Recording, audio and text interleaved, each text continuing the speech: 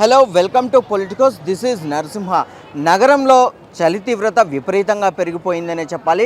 ఇటు వాతావరణ మార్పుల కారణంగా సమాజంలో కూడా అనేక విష జ్వరాలు కానివ్వండి, దగ్గు జలుబులు కూడా ఎక్కువగా వ్యాపిస్తున్న నేపథ్యంలో నగరంలో ఉన్నటువంటి ప్రధాన ఆసుపత్రులు, ఉస్మానియా, గాంధీ లాంటి అనేక ఆసుపత్రుల్లో కూడా పేషెంట్ల తాకిడి ఎక్కువగానే ఉందని చెప్పాలి. ఈ నేపథ్యంలో డాక్టర్లకు వైద్యం చేయడం కూడా కొంత క్లిష్టమైన పరిస్థితిగా ఉన్నప్పటికీ కూడా డాక్టర్లు అయితే 24 గంటలు శ్రమించి వైద్యం అందిస్తున్న నేపథ్యంలో దీనికి సంబంధించి కూడా ఒక ప్రధానమైన అంశం ఏంటంటే ఔషధాలు. ఏదైతే రోగాన్ని నయం చేయడంలో ఔషధాలు అయితే ప్రధాన పాత్ర వహిస్తాయి. సో ఈ ఔషధాలకు సంబంధించి కూడా 2 రకాల మెడిసిన్స్ అయితే అందుబాటులో ఉంటున్నాయి. ఒకటి బ్రాండెడ్ మెడిసిన్స్, ఒకటి జనరిక్ మెడిసిన్స్. మరి ఈ బ్రాండెడ్ మెడిసిన్స్ ఏంటి, జనరిక్ మెడిసిన్స్ ఏంటి, వీటి మధ్య తేడాలు ఏంటి? సో ఎక్కువగా ఎలాంటి మెడిసిన్స్ని కేంద్ర రాష్ట్ర ప్రభుత్వాలు స్వయం కృషితో ప్రభుత్వాలు పంపిణీ చేస్తున్నాయి? మరి జనరిక్ మెడిసిన్స్ వల్ల ఏంటి ఉపయోగాలు? బ్రాండెడ్ మెడిసిన్స్తో రోగాలు త్వరగా తగ్గుతాయా? జనరిక్ మెడిసిన్స్ కూడా అంతే విధంగా పనిచేస్తాయి? అలాంటి తదితర అంశాలను గురించి కూడా తెలుసుకునేటువంటి ప్రయత్నం చేద్దాం. ప్రస్తుతం మనమైతే ఉస్మానియా హాస్పిటల్ ఉన్నాము. ఇక్కడైతే కొన్ని మెడికల్ షాపులు కూడా ఉన్నాయి. ఇవి ప్రభుత్వ సహాయంతో కూడా స్వచ్ఛందంగా అయితే మెడిసిన్స్ పంపిణీ చేస్తున్నారు. వారిని అడుగుదాం అసలు ఈ జనరిక్ మెడిసిన్స్ వల్ల ఎలాంటి ఉపయోగాలు ఉన్నాయి. సమాజంలో కొందరికి అపోహలు కూడా ఉన్నాయి. జనరిక్ మెడిసిన్స్ వాడడం వల్ల రోగాలు తొందరగా తగ్గవు, బ్రాండెడ్ మెడిసిన్స్ అయితేనే త్వరగా తగ్గుతాయి అన్నటువంటి ఒక అపోహ అయితే ప్రజలకు ప్రబలుతున్న నేపథ్యంలో అసలు దీని గురించి కూడా పూర్తిగా వివరణ ఇచ్చేటువంటి ప్రయత్నం చేద్దాం. మీ పేరు? నా పేరు షడ్రక్ అండి. ఎక్కడి నుంచి వస్తున్నారు? నేను అత్తాపూర్ నుంచి వస్తున్నాను. జనరిక్ మెడిసిన్స్ తీసుకున్నారు. అయితే జనరిక్ మెడిసిన్స్ ఇక్కడ కొంచెం హోల్సేల్ రేట్లా, అంటే కొంచెం నార్మల్ ప్రైవేట్ దానికంటే కొంచెం లో రేట్లా ఇస్తున్నారు మన గవర్నమెంట్ వాళ్ళు. అయితే దాని గురించి ఇక ఎక్కువ మనం బడ్జెట్ పెట్టలేం కదా. So these are good. Using రకాల మెడిసిన్స్ దొరుకుతున్నాయా? అన్ని రకాల దొరుకుతున్నాయి. కొన్ని దొరకట్లేవు, కానీ వాళ్ళకు ఆర్డర్ చేస్తే వాళ్ళు మళ్ళీ తెచ్చిస్తున్నారు. అంటే మనకి ఏ మెడిసిన్స్ దొరకవో వాళ్ళు చెప్తే మనకి తీసుకొచ్చిస్తున్నారు. ఒకవేళ దొరకకపోతే అదే ప్రైవేట్ కంపెనీలో ఇంకొంచెం తక్కువ రేట్లనే ఇస్తున్నారు, కొంచెం డిస్కౌంట్స్ ఇస్తున్నారు అంతే. అంటే ఇక్కడైతే ఏవైతే దొరకవో అక్కడ బయట కూడా దొరుకుతాయి అన్నట్టుగా ప్రిఫర్ చేస్తున్నారు అన్నట్టుగా. ఎట్లా? బయట కూడా దొరుకుతాయి ఇవి, కానీ ఇక్కడ కొంచెం రేట్స్ తక్కువ చేసి మనకు డిస్కౌంట్ ఇస్తున్నారు అంతే. ఓవరాల్గా ఎట్లుంది? జనరిక్ మెడిసిన్స్ బాగా పనిచేస్తున్నాయా? ఏమంతా ఏం లేదు, మంచిగానే పనిచేస్తున్నాయి. నాకు తక్కువ కూడా అవుతున్నాయి, నా ప్రాబ్లమ్స్ సాల్వ్ అయిపోతున్నాయి, అట్లా ఏం లేదు. ఓకే. దేశంలో ఎక్కువగా కూడా జనరిక్ మందులకే ప్రిఫరెన్స్ చూపిస్తున్నారు జనాలు కూడా. ఇటు డాక్టర్స్ కూడా ఎక్కువగా ఆ జనరిక్ మందులకే మక్కువ చూపిస్తున్నారు. వాళ్ళకి సంబంధించినటువంటి ఏదైతే మందుల చిట్టీలకు సంబంధించి కూడా ఎక్కువ జనరిక్ మెడిసిన్నే వాడండి, బ్రాండెడ్ మెడిసిన్స్ అవాయిడ్ చేయండి అని చెప్పేసి కూడా వారు చెప్తున్నారు. సరే, ఈ జనరిక్ మెడిసిన్స్కి బ్రాండెడ్ మెడిసిన్కి ఉన్న తేడా ఏంటని కొన్ని అపోహలు కూడా సమాజంలో ఉన్నవి. వాటన్నిటిని కూడా మనం తెలుసుకునేటువంటి ప్రయత్నం చేద్దాం. నమస్తే అన్న. నమస్తే అన్న. పేరేనా? యోగి నా పేరు. ఎంతకాలం నుంచి మెడికల్ ఫీల్డ్లో ఉన్నారు? నేను దాదాపు ఒక 10 years నుంచి మెడికల్ ఫీల్డ్లో ఉన్నా. అంటే సాధారణంగా జనాలకు కొన్ని అపోహలు ఉన్నాయి. అంటే జనరిక్ మెడిసిన్స్ వల్ల మీకు ఏ రోగం ఏదైతే ఉందో తొందరగా క్యూర్ కాదు, బ్రాండెడ్ మెడిసిన్స్ అయితేనే తొందరగా క్యూర్ అవుతుంది అంటారు. ఏంటన్న అసలు దీని గురించి? అలా ఏం లేదు. జనరిక్ మెడిసిన్స్ కూడా అండ్ బ్రాండెడ్ మెడిసిన్స్ కూడా రెండు సేమే. కాకపోతే ఏంటంటే ఇందులో తక్కువగా దొరుకుతుంది కాబట్టి జనరిక్ మెడిసిన్ కోసము ఎక్కువగా ప్రిఫరెన్స్ ఇస్తారు. డాక్టర్స్ లోపల ఉన్న డాక్టర్స్ కూడా బయట ఉన్న వాళ్ళు కూడా చాలా ప్రిఫరెన్స్ ఇస్తారు. ఇంకొకటి ఏంటంటే ఇది తక్కువ ధరలో దొరుకుతుంది కాబట్టి అందుకనే జనరిక్ మెడిసిన్ తీసుకుంటారు. దీనివల్ల నా ప్రజలకు కూడా చాలా మంచిగా ఉంటుంది. ఎందుకంటే వాళ్ళు గరీబోళ్ళు వస్తారు, దాదాపు ఇక్కడ చాలా గరీబోళ్ళు వస్తారు. వాళ్ళకు బయట మెడిసిన్ తీసుకోవాలంటే ఒక పత్తా మీకు 300-400 షుగర్ గోళీలు ఉంటుంది. అదే పత్తా మేము ఇక్కడ 15 రూపాయలకో 10 రూపాయలకో ఇస్తాం. మెడిసిన్ మాత్రం సేమే ఉంటుంది. అంటే ఈ జనరిక్ మెడిసిన్స్ బ్రాండెడ్ మెడిసిన్స్ కంటే తక్కువ కాస్ట్లు ఇవ్వడానికి ఏదైనా కారణం ఏంటన్నా? అసలు కారణం ఏం లేదు, సేవ, ఓన్లీ సేవ. ఇది ప్రజా ఆరోగ్య సేవ అంతే. దాంతో వలన మాకు ఏం సంబంధం ఉండదు, మాకు ఏం లాభం కూడా ఉండదు. ప్రజల కోసమే మేము ఇంత ఆరాటపడుతున్నాం అంతే, దాని తప్పించి వేరేది ఏం లేదు. సో దీనికి సంబంధించి కూడా ఇంకొక ప్రశ్న ఉంది. ఏదైతే బ్రాండెడ్ మెడిసిన్స్ క్వాలిటీ ఉంటాయి, జనరిక్ మెడిసిన్స్ క్వాలిటీ ఉండవు అనేటువంటి అపోహ ప్రజల్లోకి వెళ్ళిపోతున్న నేపథ్యంలో దీని గురించి ఇంకేమైనా విస్తృతంగా ఇన్ఫర్మేషన్ ఏమైనా ఉందా అన్న? ఇది కాదు అనే అవాస్తవం అని చెప్పడానికి. అలా ఏం లేదు, ఇది కూడా చాలా మంచిగానే పనిచేస్తుంది, చాలా మంచిగా పనిచేస్తుంది. ఇంకొకటి ఏంటంటే తక్కువ ధరలో దొరుకుతుంది. అంత ఏం లేదు, బ్రాండెడ్ పనిచేస్తుంది, డబ్బులు ఎక్కువ పెడితే పనిచేస్తుంది అలా కాదు, ఏదున్నా పనిచేస్తుంది. మన మనసులో ఉండాలి. మనము తీసుకునే మందు మీద మనకు ఒక భరోసా ఉండాలి. దానివలన మనము తీసుకోవచ్చు, వాడవచ్చు. అట్లా ఏమి ఉండదు.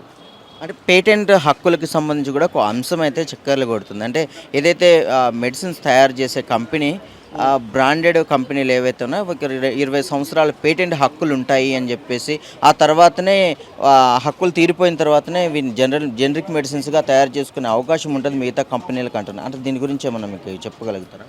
బ్రాండెడ్ ఇప్పుడు ఇవి కూడా బ్రాండెడే. ఇప్పుడు బయట బ్రాండెడ్ మెడిసిన్ దొరుకుతుంది, ఇథికల్ దొరుకుతుంది.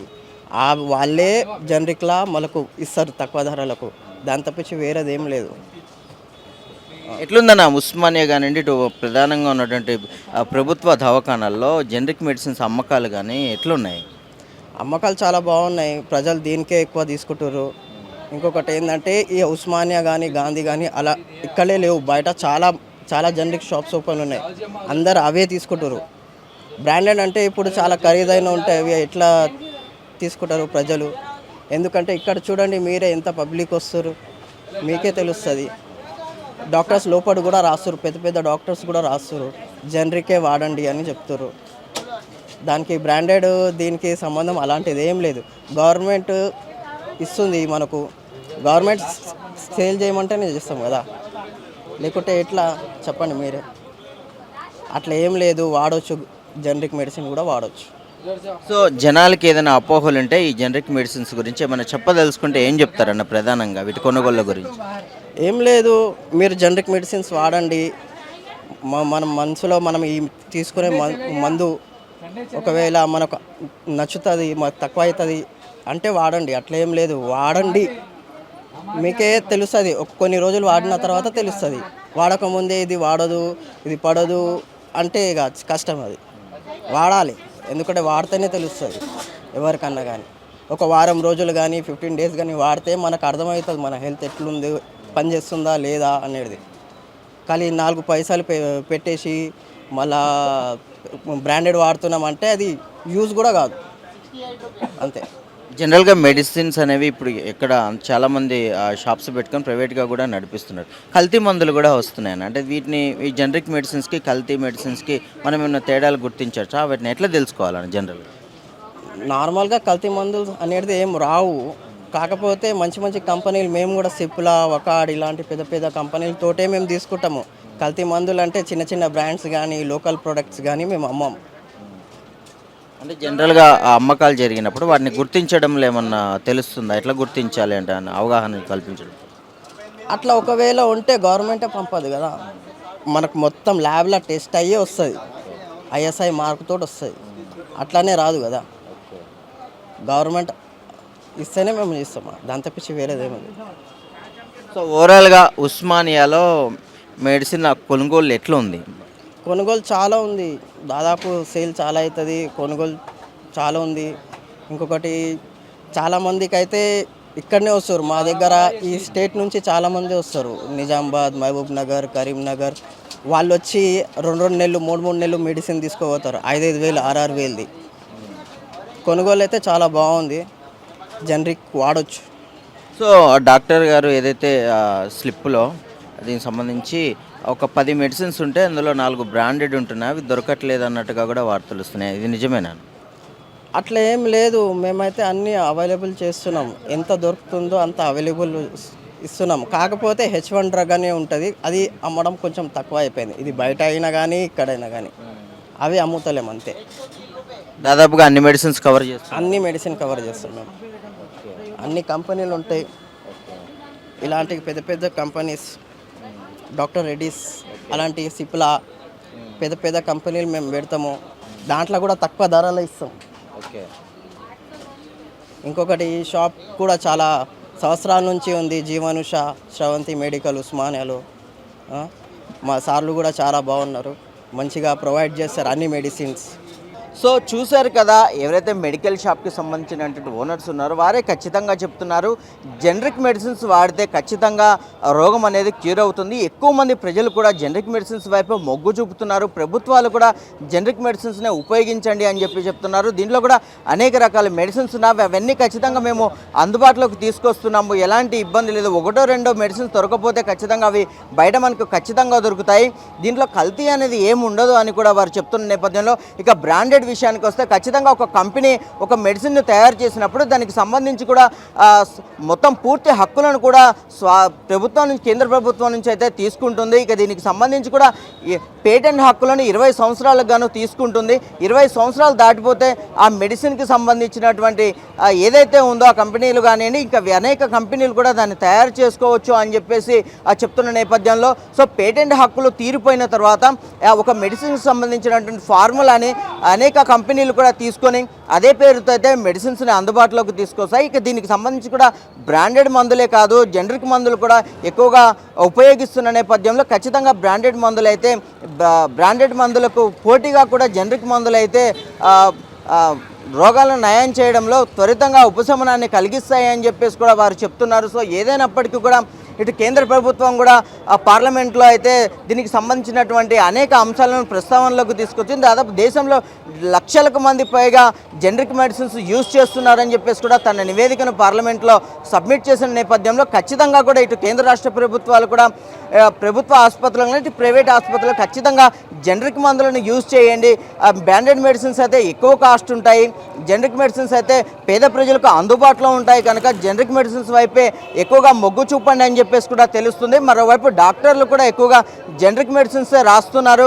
ప్రజలు ఎవరైతే ఇబ్బందులు పడకుండా వారికి రీజనబుల్ రేట్లో జనరిక్ మెడిసిన్స్ దొరుకుతాయి కాబట్టి ఖచ్చితంగా ఇవే ఉపయోగపడతాయని చెప్పేసి వారికి రాస్తున్న నేపథ్యంలో కొందరు డాక్టర్లు అయితే ఖచ్చితంగా బ్రాండెడ్ మందులు ఎవరైతే తయారు చేస్తారో ఆ కంపెనీలతో టైఅప్ అయి కమిషన్ల కోసం అయితే కేవలం బ్రాండెడ్ మెడిసిన్స్ రాస్తున్న నేపథ్యంలో ఇటు కొంతమంది డాక్టర్లు కూడా వీటిని ఇలా రాయడం అనేది కరెక్ట్ కాదు. ప్రజలను దృష్టిలో ఉంచుకొని వారికి రోగానికి తగ్గట్టుగా కూడా ఏవైతే మెడిసిన్స్ సరిపోతాయో అవే రాయాలి. కమిషన్ల కోసం ఎక్కడా కూడా ఇలాంటి పనులు చేయొద్దని చెప్పేసి కూడా వారు చెప్తున్న నేపథ్యంలో ఖచ్చితంగా ప్రజలు దీన్ని గుర్తించండి. జనరిక్ మెడిసిన్స్ కానివ్వండి, ఇటు బ్రాండెడ్ మెడిసిన్స్ కానీ ఈక్వల్గా ఉంటాయి అని చెప్పేసి ఆ పొలిటికో టీం కూడా చెప్పే ప్రయత్నం చేస్తుంది. దీనికి సంబంధించి కూడా పేటెంట్ హక్కులు తీరిపోయిన తర్వాత కంపెనీలు ఖచ్చితంగా మెడిసిన్స్ తయారు చేస్తే, గతంలో మనం పారాసిటమాల్ చూసుకోవచ్చు, ఇది ఫీవర్కి ఉపయోగిస్తారు. ఇదే బ్రాండెడ్ కంపెనీలో కూడా దొరికే తర్వాత ఈ పారాసిటమాల్ కంపెనీని అయితే ఎన్నో కంపెనీలు కూడా దీన్ని తయారు చేస్తున్నాయి. సో ఇప్పుడు జ్వరం వస్తే చాలు అనేక కంపెనీలు కూడా ఇవే పారాసిటమాల్ మందునైతే ఉపయోగించండి అని చెప్పేసి చెప్తున్నారు. సో ఇలాంటి మెడిసిన్సే ఖచ్చితంగా బ్రాండెడ్ మెడిసిన్స్కి, ఇటు జనరిక్ మెడిసిన్స్కి అయితే పెద్దగా తేడా ఏం లేదు.